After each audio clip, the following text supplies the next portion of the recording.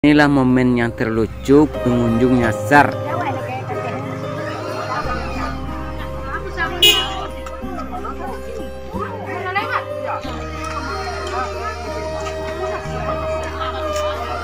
Kelewat bu, sarunya situ ah.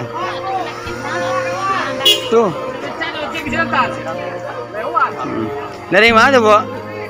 Dari, di Bukit. Oh. Selepas dari pemakaman NKS, kita menuju ke rumah orang tuanya. Sebelum ke rumah orang tuanya, kita ketemu pemakaman kiri kanan, yaitu pemakaman orang Koto. Dan setelah itu kita ketemu tanah timbunan untuk parkir bus-bus tamu yang akan datang. Kita lihat tamunya agak terlalu ramai. Yuk kita selusuri. Kayaknya pengunjung yang datang banyak dari para majelis taklim.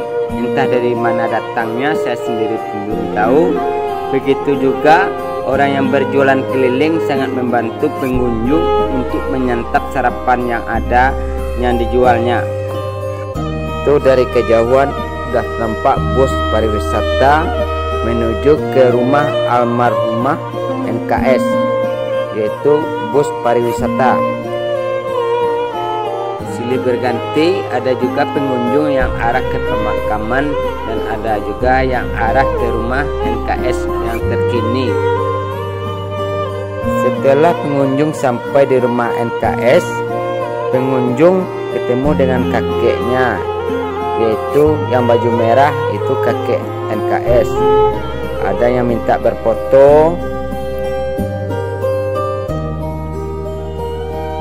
Sebagian dari pengunjung itu menuju ke rumah lamanya, silih berganti keluar masuk untuk melihat isi kamar rumah NKS. Masih banyak yang baru datang, yaitu rombongan-rombongan majelis taklim dari Sawah Lunto, berbaju putih berjilbab biru. Suasana panas sekali, nampak asap dari ujung sana, yaitu hasil dari asap orang yang berjualan sate. Kita lihat dari arah ke pemakaman datang lagi tamu, yaitu tamu dari Padang memakai bus pariwisata. Inilah momen yang terlucu, pengunjung nyasar.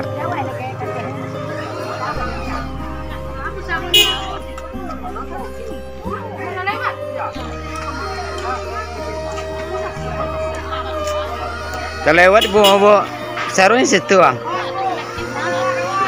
Tuh. Dari mana bu? Dari, di Bukit. Oh. Setelah dari rumah Bu Eli, para pengunjung berduyun-duyun ke pemakaman Nia Kurniasari.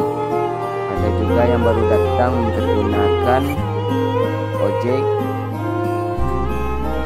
Ojek adalah salah satu transportasi yang membantu para pengunjung menuju ke lokasi Nia Kurniasari. Ada juga sebagian dari ibu-ibu yang penjual kembang menyodorkan pada para tamu yang baru datang untuk berusaha bisa membelinya.